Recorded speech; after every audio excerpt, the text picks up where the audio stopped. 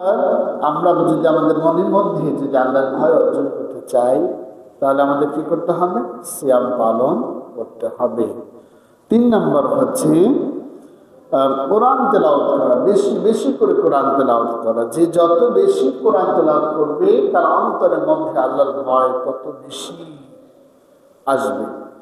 যে যত বেশি কোরআন তেলাওয়াত করবো, তার অন্তরের মধ্যে আল্লাহর ভয় কত কি হবে? তৈরি হবে।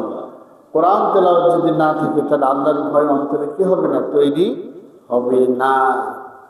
আমরা সূরা আনফালের 2 নম্বর আয়াতের দিকে যদি তাকাই, আল্লাহ তাআলা বলছেন, ইন্নামাল মুমিনুনা আল্লাযীনা ইয়াযকুরুল্লাহা ওয়াজিলাত কুলুবুহুম ওয়া ইযা তুলিয়াত আলাইহিম যাদাতুহুম ঈমানান ওয়া আলা রাব্বিহিম ইয়াতাওয়াক্কালুন।